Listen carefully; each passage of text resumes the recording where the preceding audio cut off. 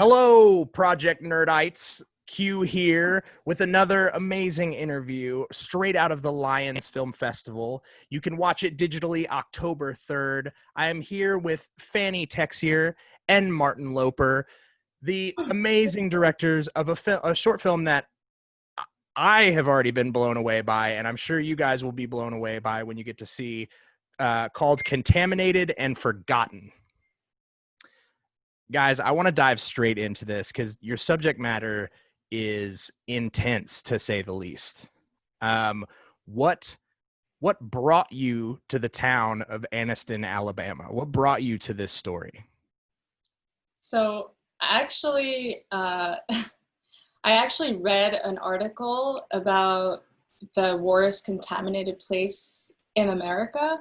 It actually started with an article that I read. And I was just like so intrigued by it that I just wanted to see what it was like in real life and Sure. what that meant. Like, Sure. what does contamination look like? Sure. And I can only imagine being, boots on the ground there. If it's anything like it looked in the film, I mean, it nothing short of just a intense place. Intense people living intense lives. How did that experience kind of affect you guys as creatives? Yeah, we're arriving in a place that has, known a form of contamination for such a long time that it's affected the lives of everyone over there. People Sure. have, members of their family dying of cancer. And there was a huge trial at the end of the 90s against Monsanto, who were at the source of the pollution. Sure. They've got compensation, but that will never bring back the lives of the people they've lost. And so we were really interested, in like how do people live in places that are considered critical zones. And I think, like in the near future, we might all be confronted to that critical zone because that pollution, that heritage of the industrial era is actually shared with the rest of humanity. Wow. Yeah. I do have to ask. So in the film, you basically follow several different people. Just it kind of the way that I took it was kind of a slice out of their life. So you were just there, kind of on their daily um, schedule. And did it surprise you how these people were living? Like, I know you said you'd read the article, and so you kind of had an understanding, but did it surprise you to the extent that these people had been affected? I mean, yeah, it was definitely surprising, but to see that, I mean, the main character, David, who's an activist, to see that he's still an activist today, even though he started his fight like 40 years ago, was like very inspiring. Sure. But I think the most shocking thing for us as filmmakers was to find out the gap between the generational gap between the older generation who was totally aware and obviously affected by this scandal. Sure. Versus the younger generation that was like actually not that aware of what was going on. Sure. So that was for us like kind of like a shocking factor. So Sure. we spent more time with the older generation that still is still very much aware of what happened and that decided to stay in Anniston even though a lot of their old neighbors left. Sure. But yeah, I guess like talking to the younger generation was kind of like surprising for us because we were expecting something different, but I Sure. guess younger people there don't really know what happened, or they know like, oh yeah, my grandma or my mom kind of told me about it. Sure. Like we received a check when we were younger, but like they don't know how bad it is, and they don't know like much about the contamination today and what it does and what it could do to their body and to their health. Sure. So I guess that was like the biggest like shocking factor for us. Sure. Then you realize it's also for them, it's a cascade of problems. I mean, they're living in impoverished areas, so they already have numerous economical problems, and then on top of that you have the pollution, which sometimes they're unaware of. And Right. sad to see how a lot of these problems are an intersection of so many different issues. Sure. One of the lines that one of your subjects says in the film that really struck me, and Fanny, you'd kind of mentioned it, was a gentleman said, and as a terrible paraphrasing, but he said something to the effect of, "Yeah, we got a check, and everybody is excited, and then the money runs out, and you go, wait a minute, we're dying."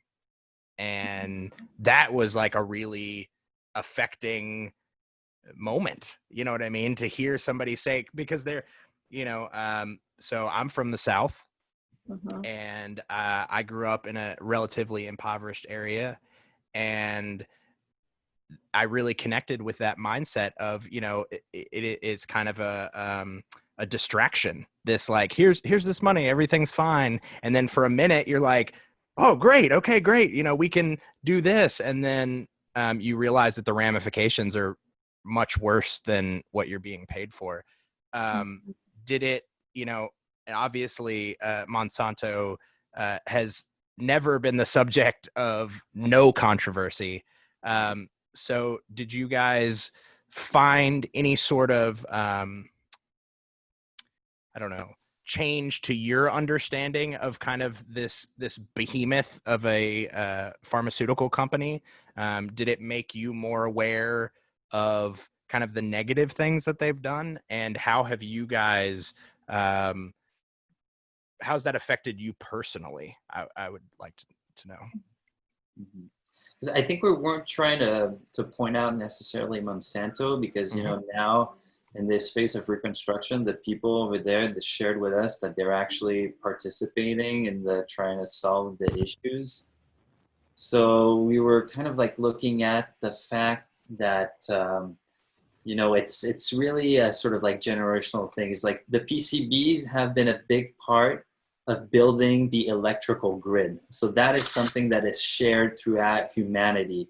And I mean, we tell in the film that it's not only aniston, but we can find PCB, the particles, in every human being on Earth. And it's like Sure. you can find those particles now in the deepest of the oceans, so it's really everywhere. And we're trying to really touch upon that and say, like, okay guys, now is the time to wake up to this kind of like nightmare that we have of this heritage of the industrialization, and we Sure. really need to do something about it. Sure. And how do we move forward? I Right. definitely got that from the film for sure. Yeah. Um, is And that, then, it's not just Aniston. Aniston right. is a epicenter, Exactly. but Right, and then it's everywhere. So I think like one of the I feel for me, like where it moved me is the idea that, okay, we need to start to talk about those tragedies that happen.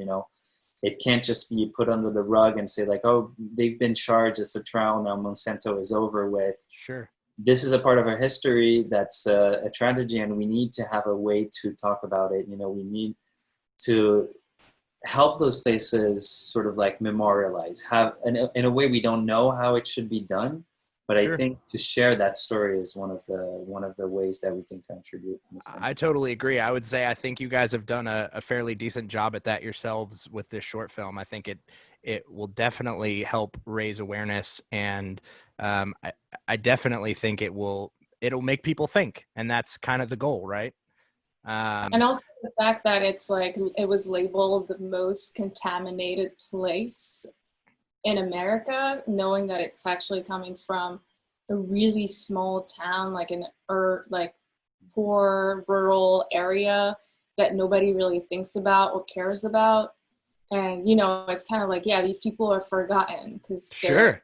in the middle of nowhere, they're poor, like who cares? Right. um, but as time evolves and climate change becomes more predominant, it's going to slowly start to affect bigger cities and bigger places. And Sure. so yeah, I feel like it was important for us just meet these people, these real human beings, Sure. and just get kind of like their views and their like how they're feeling now, and Right. how do they live with knowing that contamination, even though it's kind of like invisible, Hmm. how do they live with that? How was their reception to you guys wanting to kind of come in and tell their story? Was that something that they were excited about, or were they hesitant? Yeah, they were like, what, you're coming from New York? Like, they were super excited. They were just so happy that, you know, some people still cared, because it was such a big thing back in the 80s. Sure. In the 90s, it was like huge scandal. So like all the media was there for like, you know, like a month. Sure. This huge thing. And then after that, it was kind of like Just it's over, and the nobody news cycle changes. Right, exactly. Yeah. So that's why we came up with the title, you know, Contaminated and Forgotten, because Forgotten.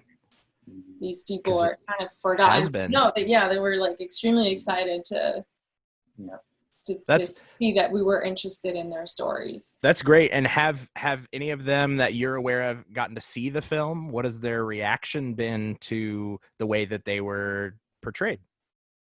So some of them haven't seen it, because they don't like the older Sure. woman, for example. She doesn't have access to computer or anything like that. Sure, understood.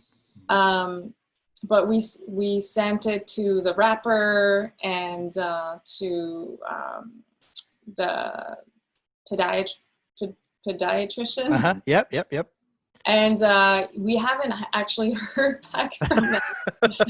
Well, So, if anything, I can tell you this. As somebody who was not involved in it, I would say that I don't think anybody was portrayed in any sort of negative light. I think, if anything, it felt like very caring hands that were telling their story. So I have no doubt that the feedback would be positive either way. yeah. I do have to ask, so not to step away from the film, but to step away from the film for a moment.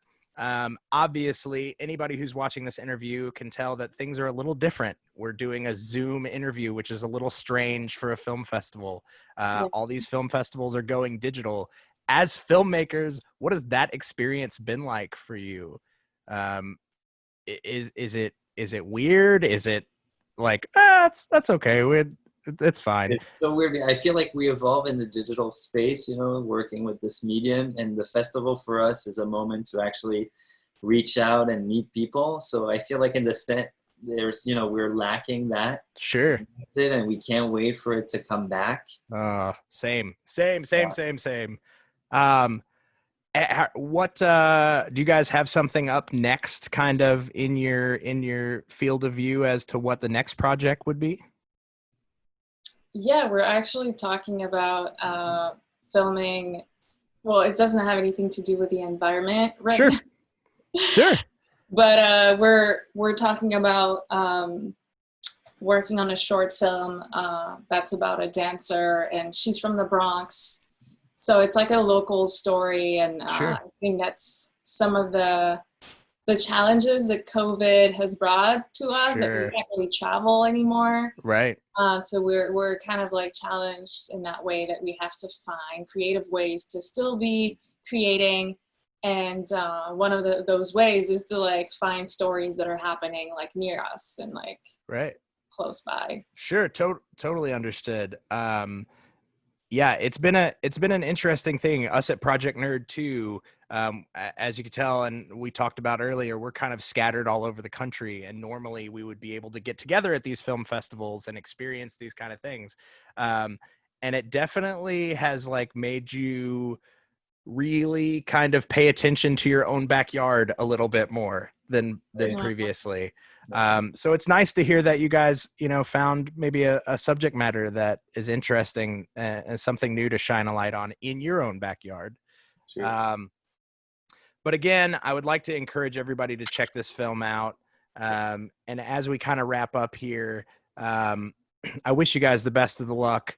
I'm sure everybody who sees the film will be as affected as I am. I think you guys have definitely taken a huge stride to making sure that these subjects are not forgotten. Um, and I just want to appreciate you taking the time to talk to us at Project Nerd about your film. Thank you. Thank you Appreciate so it much. so We much. really Thanks appreciate it. for taking the time to Yeah. interview us. Oh my gosh, absolutely. And anybody who's interested, again, Contaminated and Forgotten, Lyon's Film Festival, digitally, October 3rd. Thank you guys again so very much. You're always welcome at the Project Nerd offices for sure. And hopefully, when the world somewhat resets back to a normal-ish state, we can meet in person at one of these film festivals. That would be great. That would be lovely. Hopefully next year. Yeah. Oh my gosh, fingers crossed. Please, please, please please let that be the year. Well, thank you guys so much. You all have a great evening. And again, thanks for taking the time to chat with us.